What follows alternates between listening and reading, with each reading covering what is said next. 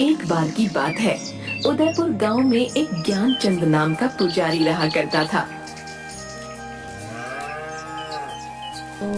वो गांव के एक छोटे से मंदिर में पूजा पाठ किया करता था।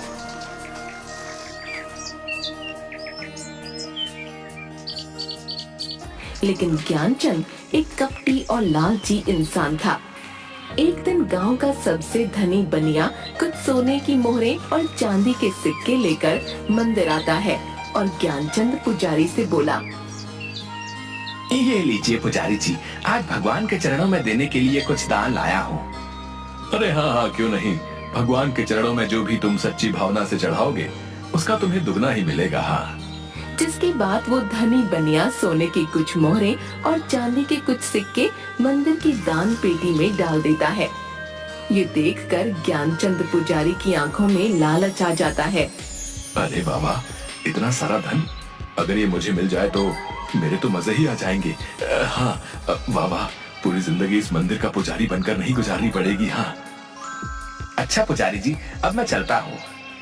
जिसके बाद वो वहाँ से चला जाता है।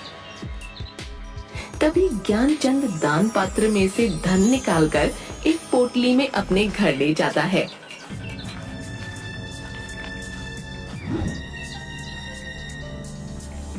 तभी उसकी पत्नी, अरे आज आप इतनी जल्दी मंदिर से आ गए, ये आप क्या लाए हैं जी? अरे अरे भाग्यवान, ये देखो, आज मैं अपने लिए कितना सारा सोना चांदी लेकर आया हूँ। अब देखना भाग्यवान, हम मौत से अपना जीवन गुजारेंगे। हाँ देखो देखो, तुम ही देखो कितना सारा धन है।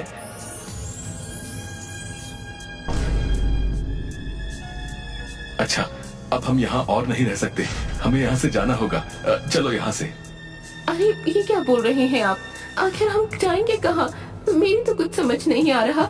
जरूर आप मुझसे कुछ छुपा रहे हैं। ये धन कहाँ से लाए हैं आप? मुझे कुछ भी ठीक नहीं लग रहा। अरे भाग्यवान, जितना कहता हूँ बस उतना करो। चलो यहाँ से।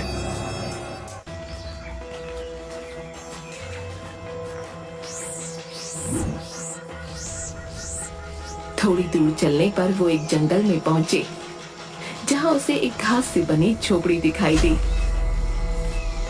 अरे देखो भाग्यवान, वो सामने झोपड़ी है। चलो चलो, आज रात हम उस झोपड़ी में काट लेंगे, सुबह होते ही यहाँ से निकल जाएंगे। ठीक है जी, जैसा आप ठीक समझें। तभी दोनों उस झोपड़ी के अंदर जाते हैं।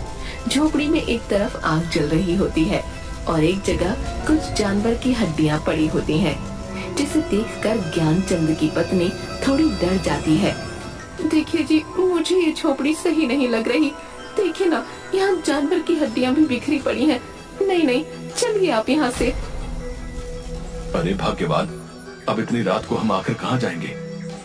भाग्यवान, कहीं ऐसा ना हो कोई हमसे हमारा ये धन छीन ले। नहीं नहीं, मैं ऐसे नहीं होने दे सकता। हमें आज रात यहीं रुकना होगा। अच्छा ठीक है जी, आप मेरी सुनते ही कब हैं, जैसा आप ठीक समझें।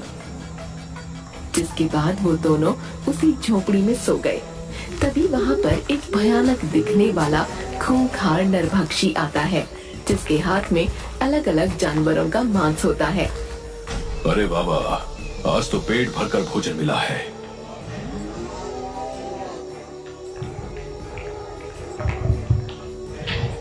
हाँ, आनंद आ गया।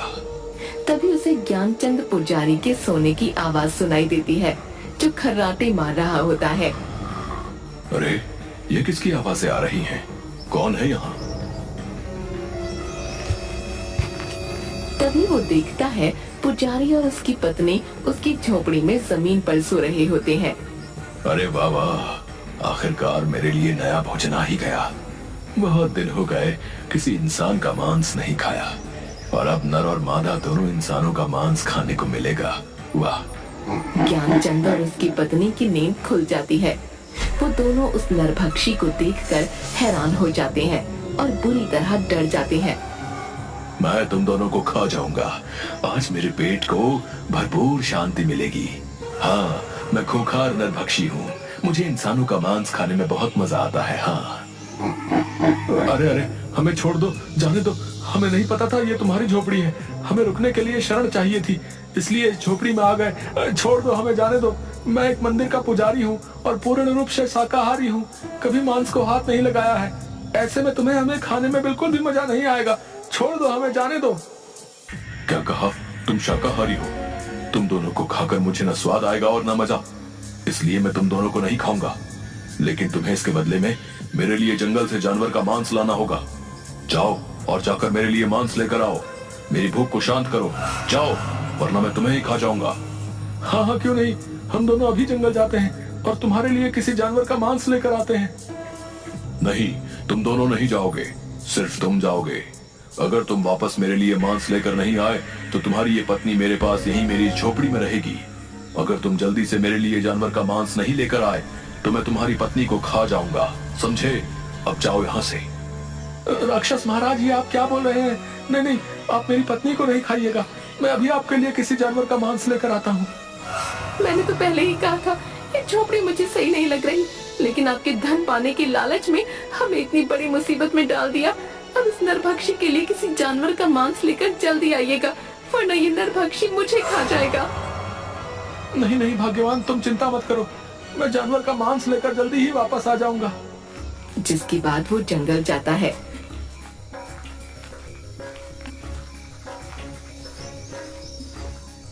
जंगल में थोड़ी दूर चलने पर वो देखता है एक भालू का छोटा बच्चा मरा हुआ पड़ा है, जिसे कुछ चील कौवे नोच रहे थे। अरे अरे, ये भालू का बच्चा तो मरा पड़ा है, मैं ऐसे ही उस नरभक्षी के पास ले जाता हूँ। जिसके बाद वो उस भालू के बच्चे को अपने हाथों में उठाकर उस नरभक्षी की झोपड़ी में आता है। तभी ज्ञानचंद देखता है कि उसकी पत्नी नीचे जमीन पर पड़ी हुई है और नरभक्षी बड़े मजे से उसके शरीर का मांस नोच नोच कर खा रहा है। ये देखकर ज्ञानचंद हैरान रह जाता है और जोर जोर से रोने लगता है। हाय हाय कपटी नरभक्षी, ये तूने क्या किया? तू मेरी पत्नी को ही खा गया। अरे मैं तो तेरे लिए जानवर का मांस लेकर आया हूँ, लेकिन तुझे जरा भी सब्र नहीं हुआ, मेरी पत्नी को ही मार डाला। तुम्हें आने में इतनी देर कैसे हो गई? मुझसे अपनी भूख सहन नहीं हुई, इसलिए मैंने तुम्हारी पत्नी को ही खा लिया। ये मैंने क्या कर दिया? मुझे माफ कर देना भाग्यवान, मैं तुम्हारे प्राण नहीं बचा पाया, माफ कर देना। न मैं मंदिर से धन चुराता और न हम यहाँ इस जंगल में आते, मेरे लालच ने मुझसे ये क्या करवा दिया। हाँ, आज के लिए इतना भोजन ठीक है, चलो अब थोड़ा विश्राम कर लेता हूँ। हाँ।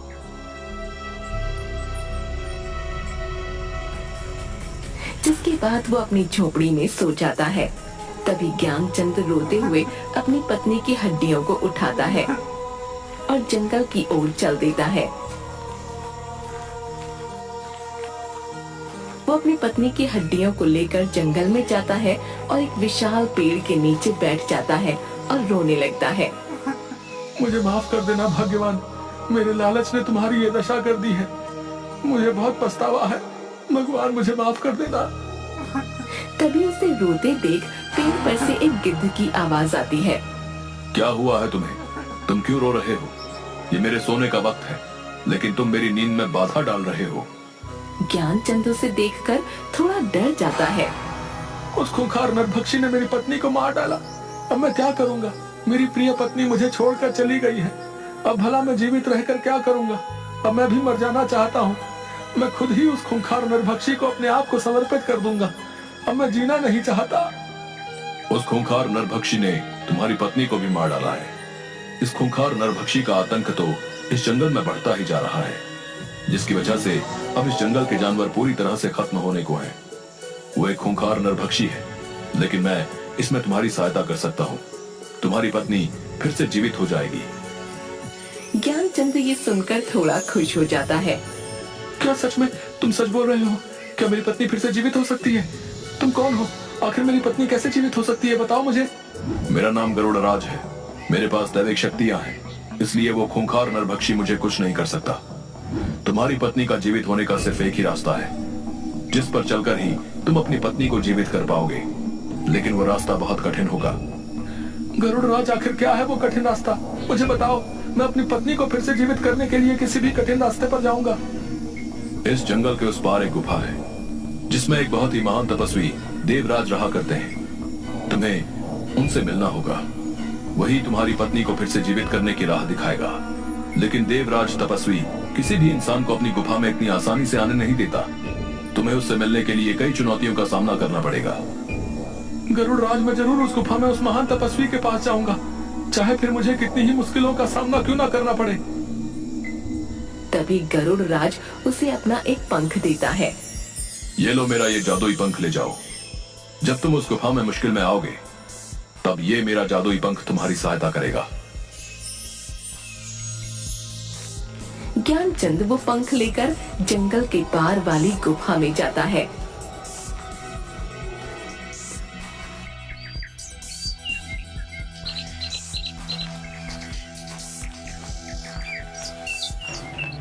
थोड़ी दूर गुफा में चलते ही एक विचित्र सा दिखने वाला लंगूर जानवर, जिसकी आंखें एकदम सुर्ख लाल होती हैं, उस पर झपट पड़ता है। अरे अरे, कौन हो तुम? मुझे छोड़ो, छोड़ दो मुझे। तपस्वी देवराज की इस गुफा में आने की तुम्हारी हिम्मत कैसे हुई? मैं तुम्हें जिंदा नहीं छोड़ूंगा। क्या तुम्हें नहीं पता यहाँ कोई इंसान नहीं आ सकता? नहीं नहीं, मुझे छोड़ दो, मैं बहुत मुश्किल में हूँ। मुझे यहाँ गरुड़ राज ने भेजा है। मुझे देवराज तपस्वी से मिलना ही होगा। मुझे आगे गुफा में जाने दो। ये सुनकर वो डरावना लंगूर उसे छोड़ देता है। ठीक है, मैं आगे देवराज तपस्वी से मिलने दूंगा, लेकिन इसके लिए तुम्हें एक चुनौती से गुजरना होगा। इस गुफा में आगे जाने के 2 रास्ते बताऊंगा। तुम्हें अपनी बुद्धि से सही रास्ता चुनना होगा, लेकिन याद रखना, अगर तुमने गलत रास्ता चुना तो तुम देवराज तपस्वी से कभी नहीं मिल पाओगे। ठीक है, मुझे आपकी ये चुनौती मंजूर है। जिसके बाद डरावना लंगूर अपनी आंखों की शक्ति से वहाँ 2 रास्ते बना देता है। एक रास्ते पर बहुत रोशनी होती है और दूसरे रास्ते पर बहुत अंधेरा, जिसमें सिर्फ आग की मशालें चल रही होती हैं। ये देखकर ज्ञानचंद सोच में पड़ जाता है। कुछ देर सोचने के बाद मैं अंधेरे का रास्ता ही चुनूंगा, क्योंकि अंधेरे के बाद ही जीवन में उजाला होता है, और मुझे अपने जीवन में उजाला करने के लिए अपनी पत्नी को जीवित करना है। मुझे देवराज तपस्वी इसी अंधेरी राह पर मिलेंगे। डरावना लंगूर ये सुनकर थोड़ा खुश हो जाता है। बहुत अच्छा जवाब दिया तुमने। तुम्हारी राह इसी अंधेरे रास्ते से होती हुई उजाले की ओर जाती है। तुम्हें ऐसे ही अपनी बुद्धि और विवेक का इस्तेमाल करना होगा। अब तुम जाओ। ज्ञानचंद अंधेरे रास्ते की ओर बढ़ता है। तभी थोड़ी दूर पर वो देखता है एक बहुत बड़ी शिला दिख रही है। ये क्या? गुफा में आगे जाने का तो कोई रास्ता ही नहीं दिखाई दे रहा। वो उस शिला के पास जाता है। इतनी बड़ी शिला, आखिर इसका क्या मतलब हो सकता है? लगता है शिला के उस पार ही मुझे देवराज तपस्वी से मिलने का रास्ता मिलेगा। तभी ज्ञानचंद उस शिला को हटाने की बहुत कोशिश करता है, लेकिन वो अपनी जगह से टस से मस नहीं होती। तभी उसे शिला के उस पार एक आवाज सुनाई देती है। कौन हो तुम और क्यों इस शिला को हटाने की कोशिश कर रहे हो? क्या तुम जानते नहीं, ये गुफा देवराज तपस्वी की है। यहाँ किसी भी इंसान का आना मना है। फिर तुम क्यों आए हो? मैं बहुत ही मुसीबत में हूँ। मुझे यहाँ गरुड़ राज ने भेजा है। मुझे देवराज महान तपस्वी से मिलना है। उनसे मिले बिना मैं यहाँ से नहीं जाऊंगा। तुम्हें गरुड़ राज ने भेजा है, इसका तुम्हें प्रमाण देना होगा। तुम्हें एक चुनौती का सामना करना होगा, तभी तुम इस शिला के पार आ सकते हो। मुझे आपकी चुनौती मंजूर है। क्या करना होगा मुझे बताओ।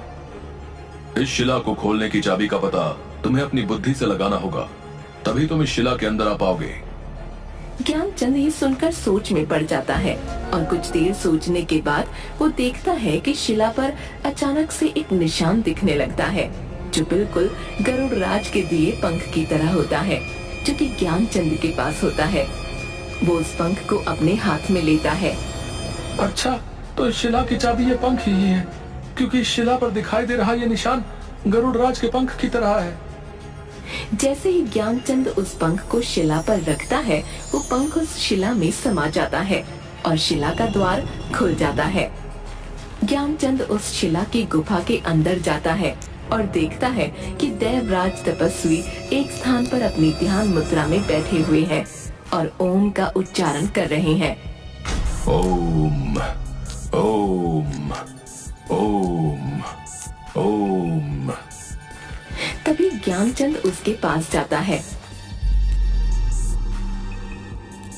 हे महान तपस्वी देवराज, आंखें खोलिए, मुझे आपकी सहायता की आवश्यकता है। आप ही मेरी सहायता कर सकते हैं, आंखें खोलिए अपनी। कि देवराज तपस्वी अपनी आंखें खोलता है। कौन हो तुम और क्यों आए हो हमारी गुफा में? यहाँ हम अपनी ध्यान मुद्रा में रहते हैं, इसलिए किसी भी इंसान का यहाँ आना वर्जित है। लेकिन तुम यहाँ इतनी चुनौतियों का सामना करके आए हो, तो हम तुम्हारी सहायता अवश्य करेंगे। बताओ हमें, हम तुम्हारी क्या सहायता कर सकते हैं? मैं एक मंदिर का पुजारी था, लेकिन अपने लालच के कारण एक दिन उस मंदिर से कुछ सोना चांदी चुराकर अपनी पत्नी के साथ इस गुफा के पार वाले जंगल में आ गया। लेकिन वहां हमारा सामना खूंखार नरभक्षी से हुआ और उसने मेरी पत्नी को ही अपना शिकार बना लिया। वो खूंखार नरभक्षी एक एक करके सभी जंगल के जानवरों को अपना शिकार बना रहा है। मैं अपनी पत्नी को दोबारा से जीवित करना चाहता हूँ। मेरी पत्नी की जान मेरे ही लालच के कारण गई है, इसलिए मैं अपनी पत्नी को फिर से जीवित करना चाहता हूँ। अब आप ही मेरी सहायता कीजिए देवराज। दुष्ट व्यक्ति, तुमने अपने लालच के कारण अपनी पत्नी को गवा दिया है। मैं तुम्हारी सहायता नहीं करूंगा, जाओ यहाँ से। ज्ञानचंद ये सुनकर तपस्वी के पैरों में गिर पड़ता है। नहीं नहीं देवराज, ऐसा मत बोलिए। आप एक महान तपस्वी हैं, मैं जानता हूँ।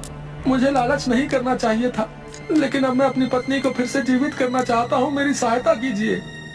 ज्ञानचंद की ये बातें सुनकर अच्छा तो ठीक है, मैं तुम्हारी सहायता अवश्य करूंगा, लेकिन इससे पहले तुम्हें मेरे 2 सवालों का उत्तर देना होगा। तुम्हारे दूसरे उत्तर में ही तुम्हें वो वस्तु मिलेगी जिससे तुम अपनी पत्नी को दोबारा जीवित कर सकते हो, और उस खूंखार नरभक्षी का विनाश भी उसी से होगा। इसलिए तुम्हें अपनी बुद्धि और विवेक का उपयोग करके ही दोनों उत्तर देने होंगे। अगर कोई भी उत्तर गलत हुआ तो हम तुम्हारी सहायता नहीं करेंगे। तुम्हें यहाँ से खाली हाथ ही जाना होगा। नहीं नहीं तपस्वी देव, मैं यहाँ से खाली हाथ नहीं जाना चाहता। मैं आपके दोनों सवालों का सही उत्तर देने की जरूर कोशिश करूंगा। तो बताओ, तुम्हारा पहला प्रश्न है, इस संसार में मनुष्य के जीवन में भाग्य बड़ा है या बुद्धि? ज्ञानचंद ये सुनकर थोड़ा सोच में पड़ जाता है। आपके इस प्रश्न का उत्तर बुद्धि है देवराज तपस्वी, क्योंकि मनुष्य के जीवन में बुद्धि ही वो मार्ग है जिस पर चलकर भाग्य को बदला जा सकता है। भाग्य कभी भी बुद्धि को नहीं बदल सकता है, लेकिन बुद्धि में वो गुण होते हैं कि वो भाग्य को बना और बिगाड़ सके। इसलिए भाग्य और बुद्धि में बुद्धि ही बड़ी है। बहुत ही उत्तम, तुमने बिल्कुल सही उत्तर दिया है। मनुष्य अपनी बुद्धि से ही कुछ भी हासिल कर सकता है। भाग्य का मार्ग बुद्धि के मार्ग के आगे छोटा होता है। अब तुम्हें अपने दूसरे प्रश्न का उत्तर देना होगा। यह प्रश्न तुम्हारे लिए बहुत महत्वपूर्ण है और कठिन भी। अगर तुमने इसका सही उत्तर नहीं दिया तो तुम्हें यहाँ से खाली हाथ ही लौटना होगा। तो बताओ, इस संसार में मनुष्य के जीवन में भूख, प्यास, नींद और आशा, इन चारों में से सर्वश्रेष्ठ क्या है? ज्ञानचंद सोच में पड़ जाता है। तो आपके दूसरे प्रश्न का उत्तर आशा है देवराज, क्योंकि आशा अर्थात उम्मीद पर ही ये संसार टिका हुआ है। क्योंकि मनुष्य के जीवन में एक आशा ही होती है जो मनुष्य के जीवन में कठिन से कठिन कार्य को भी करने की ताकत देती है। मनुष्य जीवन में आशा घने अंधेरे में उस रोशनी की किरण की तरह है जो मनुष्य को घनघोर कष्ट में भी जीने की प्रेरणा देती है। वाह, बहुत ही उत्तम उत्तर। तुम्हारा ये उत्तर भी बिल्कुल सही है। मैं तुमसे बहुत खुश हुआ। तुम्हारी बुद्धि ने मुझे प्रभावित किया, इसलिए मैं तुम्हारी सहायता अवश्य करूंगा। तभी तपस्वी उसे एक जल से भरा अपना लोटा देते हैं। ये लो, ये अमृत ही तुम्हारी सहायता करेगा। इसे उस नरभक्षी की आंखों में डाल देना और इसकी कुछ बूंदें अपनी पत्नी की हड्डियों पर डाल देना, जिससे तुम्हारी पत्नी जीवित हो जाएगी। ज्ञानचंद वो अमृत अपने हाथों में ले लेता है। आपका बहुत बहुत धन्यवाद तपस्वी देवराज। अब मैं इस अमृत से अपनी पत्नी को दोबारा जीवित कर पाऊंगा और उस नरभक्षी का अंत भी। जाओ, तुम्हारा कल्याण होगा।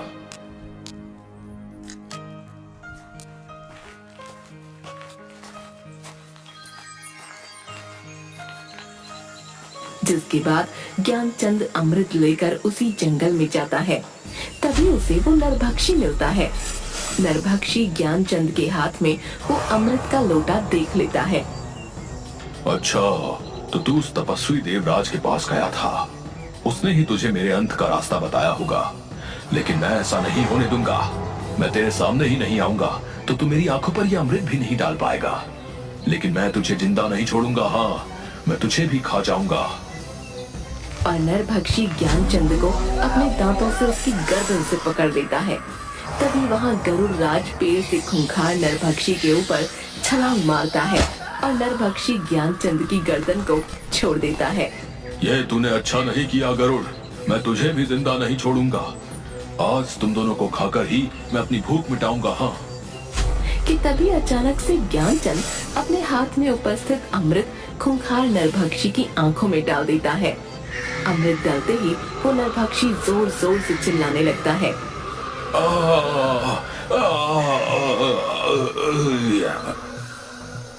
और देखते ही देखते जलकर भस्म हो जाता है। जिसके बाद ज्ञानचंद और गरुड़ की आंखों में थोड़ी खुशी दिखाई देती है। नरभक्षी का तुमने अंत कर दिया है, वाकई तुम बहुत बहादुर निकले। अब जाओ और अपनी पत्नी की हड्डियों पर इस अमृत की बूंदें डाल दो। जिसके बाद ज्ञानचंद अपनी पत्नी की हड्डियों पर उस अमृत को डाल देता है। जिसके बाद उसकी पत्नी दोबारा जीवित हो जाती है, जिसे देखकर ज्ञानचंद खुश हो जाता है। आखिर तुम फिर से जीवित हो ही गई भाग्यवान, तुम मेरे पास दोबारा लौट आई हो। मेरे लिए इससे बढ़कर और कुछ भी नहीं। लेकिन ये सब कैसे हुआ जी? मुझे तो उस खूंखार नरभक्षी ने मार डाला था, फिर ये सब कैसे हुआ? जिसके बाद ज्ञानचंद अपनी पत्नी को सारी बात बताता है। आप तो सच में एक बहादुर इंसान निकले जी। आपने लालच में जो पाप किया था उसकी सजा आपको इस रूप में मिली जी। आपके लालच ने मुझे सदैव के लिए आपसे दूर कर दिया था, लेकिन आपके पश्चाताप पर मुझे दोबारा जीवित करने की इच्छा ने मुझे फिर से आपके पास वापस ला दिया है। अब आप कभी भी लालच की झांसे में मत आइएगा। हाँ नहीं भाग्यवान, मुझे समझ आ गया है, मनुष्य को लालच सिर्फ विनाश की ओर ही ले जाता है। दोनों खुश रहो, आज तुम्हारी वजह से इस जंगल को इस नरभक्षी से मुक्ति मिली। धन्यवाद। आपका भी बहुत बहुत धन्यवाद गरुड़ राज, आपकी सहायता के बिना ये संभव नहीं था।